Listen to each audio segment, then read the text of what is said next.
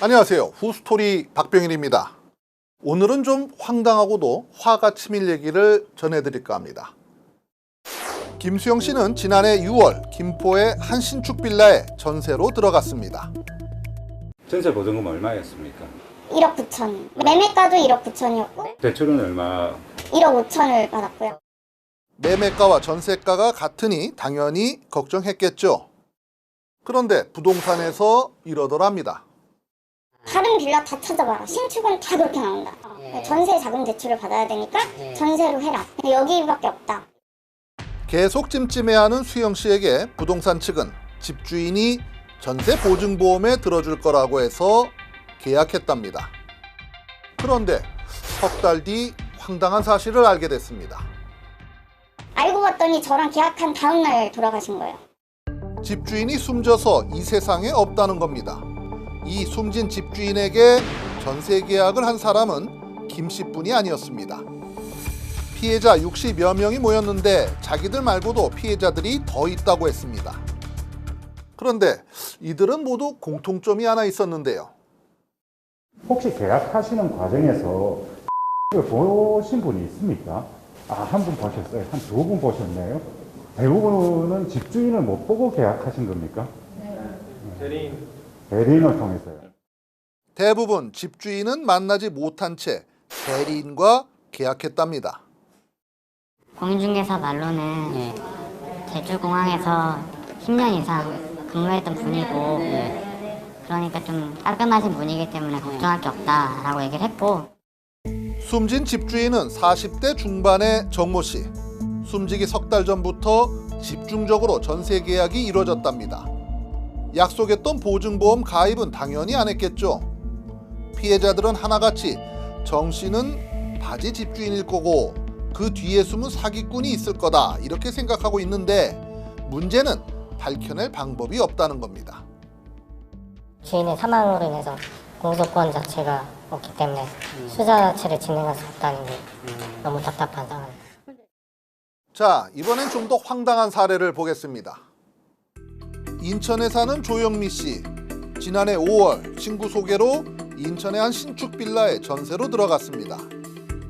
친구가 되게 괜찮은 매물이 있으니까 일로 와봐라. 보여준 집들이 다 나쁘지는 않았어요. 이 돈의 월세면 투룸밖에 못 가는데 쓰리룸에서 살 수 있다고 하니까 너무 좋다 해서 제 보증금 총 2억이요. 1억 8천이요. 그런데 그 집에 들어가 살던 중 대출받은 은행으로부터 집주인이 바뀌었다는 얘기를 우연히 듣게 됐습니다.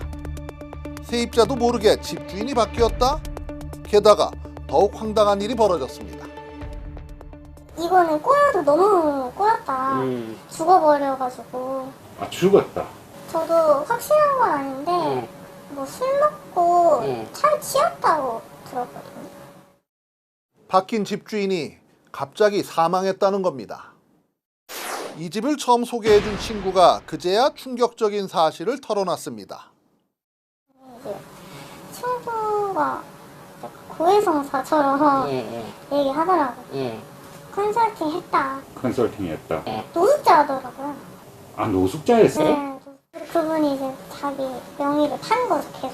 공인중개사 거기도 연락을 해봤더니 뭐라 그러던가요? 법대로 하세요, 이렇게 얘기하세요. 원래 집주인 거의 집값을 웃도는 전세 보증금을 받아 챙겼겠죠.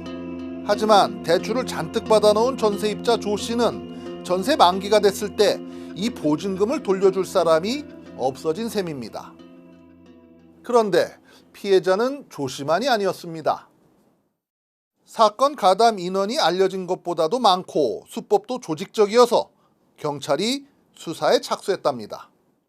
아마 이게 조금 범죄 집단에서는 컨설팅 애들은 좀 발굴해낸 아이템 같은데 중간 모집 체계들이 이제 포섭을 하는 거죠. 신용 불량자들을 상대로. 그분들이 이제 전국에 각 이제 확인된 것만 90분 가까이 되고 그 모집하는 이 점조직 애들도 거의 뭐 10명 가까이. 그러니까 바지 임대인 여러 명을 고용해 사기를 친 건데 숨진 집주인 이모 씨도 이들 일당이 고용한 바지 임대인 중 한 명이라는 겁니다. 이른바 이런 바지 임대인 수법은 부동산 업계에 몸담고 있는 한 제보자를 통해서도 확인할 수 있었습니다. 근데 집주인은 내가 1억 5천에 샀으니까 1억 7천에 팔아야겠다라고 생각해서 부동산에다가 내놔요. 이 집주인이랑 이제 부동산이랑 협의를 해요. 내가 이거를 1억 7천에 바로 줄 테니 전세를 2억에 맞춰서 이거를 다른 분한테 투자자한테 넘겨주자. 그러니까 전셋집이 잘 안 팔리는 집주인에게 컨설팅 업자가 접근합니다. 업자는 집주인에게 집을 빨리 팔아주는 대신에 매매 효과보다 높은 가격으로 전세를 놓습니다. 그리고 세입자의 전세금으로 매매값을 치르고 난 뒤에 남은 수익을 챙겨갑니다. 그리고는 이 집 명의를 이른바 바지 임대인에게 넘기는 겁니다. 부동산 일을 하다 보면 그런 분들이 다 말씀하세요. 뭐 나는 오늘 얼마를 계약서를 해서 3천만 원을 벌었다.